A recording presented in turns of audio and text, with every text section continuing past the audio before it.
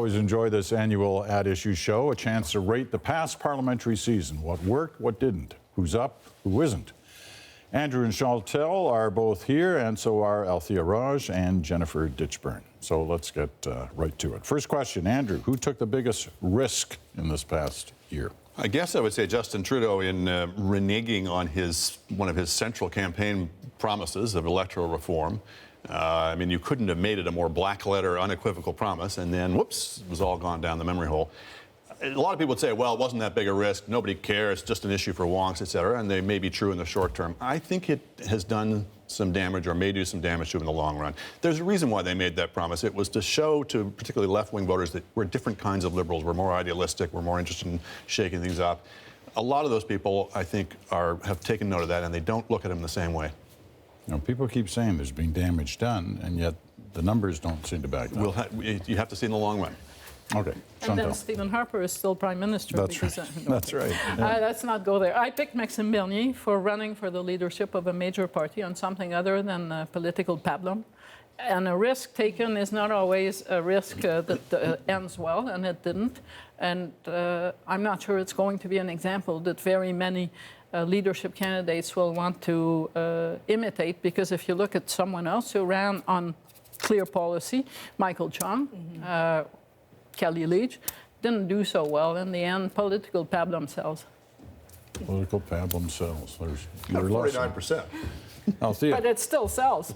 I would say Kelly Leach, because I don't think she put forward a political pablum. I think she ran on basically an anti-immigration platform, and I think that in the long run that will do her a lot of harm. She was only able to capture about 7% of the Conservative membership voters, and I think that if Andrew Scheer puts her in the front bench, it will be very detrimental to the Conservative brand going into the next election. So I think basically she's done because of that campaign ideology. All right. I think Jennifer's also picking Kelly Leach. So let's remind everybody of what that big promise was from Kelly Leach. Here it is. I can tell you that I have new Canadians every single day joining my campaign because they chose most recently to come here, to Canada, because of the values that we share: hard work, generosity, freedom, and tolerance. All right, so she sounded pretty confident there. What was the risk? Well, she risked a lot of things. I think she risked her political reputation. She risked her political friendships and relationships. She risked a potentially big division within the party, should she have won. And she risked, I think more importantly, exacerbating racial tensions in the country. And thank God that risk failed. What was the most underreported political story of the year, Chantal? I think it comes in a pair in the fascination over Kevin O'Leary, Kelly Leach, and at some point Maxime Bernier. No one really kicked the tires on the policy front of Andrew Scheer, who is now the actual proposed Prime Minister on the Conservative side of the aisle.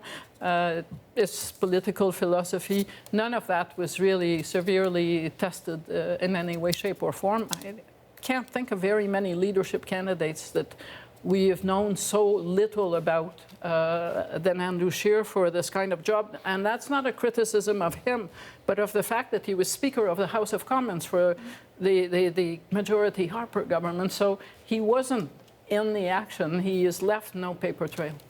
Althea. I think the underreported story is the closeness relationship between Team Trudeau and Donald Trump's team. There's been very little written or discussed about, for example, Katie Telford, Trudeau's chief of staff, her close relationship with Jared Kushner and his wife Ivanka. And this is one that's developed since the election, right? Yes, since the election. I mean, Team Trudeau has been very good at making inroads, but the fact that these people talk to each other sometimes several times a day has not been discussed. Several times a day? Yes. That's a lot for Ottawa. Yes, Washington, and you think we should have been writing about more of it, don't you think? Yeah. Well, if it's that often, we should have. Jennifer. The Ndp Leadership Race. I mean, I'm coming at it a little bit from the outside because I'm not reporting on the Hill anymore, but to me, there has been very little attention given to a race that I think will have a very big implications in 2019. The NDP, if they could bring back some of the vote that were taken away from them by the Liberals, could really change the whole outlook for the next election. So from my perspective, I don't think there's been very much attention to that race. Andrew. The growing rebelliousness, I might say presumptuousness of the Senate vis-a-vis the Commons. There's been some reporting, but I don't think where people have fully grasped how consequential this is and can be. Not just proposing amendments, but threatening to defeat the bill if their amendments aren't accepted, coming very close to it. The convention in the past, not always observed, I might say, but the convention certainly was, if you're an unelected House, if you're a body of appointees, you have no business overruling the people's elected representatives. A lot of senators now, in this new Senate we're supposedly in, where they're independent and they're merit-based and all these kinds of things, seem to feel that they've been released from that bondage. And now they've got sort of the mandate of virtue, and they can go and overturn legislation passed by the Commons. At some point, this is going to come to a head, and I'm not sure everyone's worked out exactly how that's going to play out. All right, Althea, you started us on this one. What was the most overblown story of the year? I think it was Liberal fundraisers. I still fail to understand how what the Liberal government and Team Trudeau is doing is so different than what Stephen Harper was doing. And there were definitely missteps, but I think that in terms of, there were some lobbyists who should not have been at some dinners, but we have yet to see, a decision being made because of a fundraiser. And we spent so much time talking about it that I really felt like it was an issue. It should have been dealt with, but I don't think it was worth the ink that was spilled. How would we know that no decision is being made on the basis of something that happened behind closed doors? Well, we haven't seen any proof that that has happened. The dog didn't bark, but the dog was still there. But how is that any different than under Stephen Harper? But I thought it was But I supposed thought to be there was- different. yes. Isn't that the point? Right, but I don't think that, I feel like we made a big deal of something that I'm not sure was worth the amount of information that we had to spend that much time talking about it. Okay, so you're not dismissing the issue, you're saying we spent too much time on it. Yes. Okay. Kevin O'Leary. And just picking up on something that Chantal said earlier about people within the Conservative leadership race that had something to say on policy, like Michael Chong or Aaron O'Toole. I think that all the attention and I, had I been reporting, I totally admit I would have been doing all those stories. I know how the business works. But for the amount of support that he ended up, I mean, we don't really know, but that he ended up having, was it worth all of that ink spilled on the shiny object? And by the way, all the comparisons to him being the next Donald Trump or a populist, this or that, that was just, I mean, that was a waste of time. Well, whatever support he had, it seems sad wasn't now. enough to push Bernier over Yes. the top. Andrew. Motion 103. This was a motion of the Parliament. It was essentially an expression of MP's opinion, nothing more, has no legislative or legal power, whatever. Essentially expressing alarm over the rise of Islamophobia was the word that seemed to get people excited. But when you see, in fact, that there are rising numbers of hate crimes against Muslims, when this was, I know the motion was proposed before the massacre in Quebec City, but it was certainly considered in that light.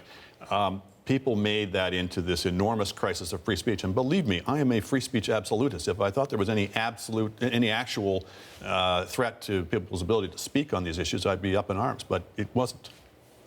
Chantal, I'm going to show you what yours was. It's a highlight reel of what your overblown story was. Here it is. I would like to apologize for my mistake. I deeply regret it, and I'm truly sorry for it. That's a good one. The kind of things that got said in the House of Commons on the opposition side over this, you would have sworn that this man had gone into combat, run away, and claimed a medal, rather than use the improper article and say, I was an architect of the Medusa mission, not the architect. It was really interesting because when all this was going on, I live in French and English. I tuned into the French news, and he was nowhere in the newscast. Because at some point, it kind of died, after one day, but it kept on going and going. It was painful to watch, and it reminds you of how quickly politicians like to go at each other and destroy each other. Mind you, reporters who talked to people in the military said there was genuine discomfort, dismay among military people at his Possibly, but claim. reporters who spoke to people in the military also heard a lot about his input and Yeah, his role right. in Yeah, that nobody mission. disputed So that. at the end of the day, he didn't pretend to be somewhere where he had no role. Right. And you can't take away from the fact that he had a distinguished battlefield record. Yeah. Well, it makes it all the odder that he would have made this odd Exactly. claim. Yeah. The political lesson of the year can be from anywhere. What was it, Jennifer? I think that you can't count on voters to do what you think that they're going to do. Nick Nanos, the pollster, has been talking about the volatility in the electorate. And I think Theresa May is a great example of that, not taking for granted how things might turn out. And referring to somebody else, Doug Saunders in the Globe and Mail talked about how we're seeing the push and pull of the anti-politics side of the things and also the traditional inclusive kind of politics. And it's going back and forth like this. And so I think Theresa May's experience tells us just how disrupted things are. Andrew. Sort of similar to that, but in a more direct thing of the populist rising that was supposedly inevitable. Out-of-touch elites didn't get it. The people were speaking around the world. It was they were throwing off the elites, et cetera. Well, if you look at what happened, yeah, Trump squeaked through. Macron won on a decidedly anti-populist message in France. The British last election, I think the best single interpretation was it was buyer's remorse at Brexit, which was supposedly the big populist revolt. And in the Canadian, in the Conservative election, the populist candidates finished way, way back in the back. So nothing is for sure, and including grand sweeping pronouncements about this is the tide of history. How quickly government agendas fall by the wayside when governments have to be defined by crises that come their way. And if you look at Justin Trudeau's last year and his mandate, it will be remembered for having a before and an after. And the line is the American election. Everything that was true the day before was no longer valid the next day. And that was also true of 9/11, the close result of the Quebec referendum. It doesn't mean you're going to get defeated, but it does mean that your game plan is no longer valid. Yes. Let's take a break, but Althea on this question before we do. Don't take anything for granted. A little bit like Jen, but I'm thinking more about Maxime Bernier. He came into that leadership convention thinking that he had it sewn up. He barely gave a speech off the cuff for about 2 minutes with this big produced video telling people, wait for my speech, it's coming up tomorrow. And he didn't court voters the way Andrew Scheer did, and maybe he lost it on Saturday. We don't actually know because the party hasn't told us, release the numbers yet, but he took it for granted. And he took it for granted based on the people who were whispering in his ear that you've got it in the bag. Yeah. I think so, and I think the numbers that he had from the voters who had already cast a ballot, but there was a ton of people voting the next day that he didn't court. And some of his people spoke out of turn in a really embarrassing way. Well, talk about Maxime Bernier signing off on an email to say, I'll remember everyone who supported me. You've got until 6 o'clock to get on board. Yeah. But I'd say the same thing on that, too. Somebody told him to sign off on it, right? Yes, but if you want to be leader... No. If you're going to be leader, you've got to ensure that the people who are immediately around you. Oh, absolutely. It could be a party leader, it could be a prime minister, it could be a premier, whatever. If those people around you aren't have your absolute trust and faith in their advice, you're going to find yourself in trouble. Yeah. Anyway, time for a quick break. But when we come back after this Parliament season, how would you make the argument that Canadian politics is alive and well?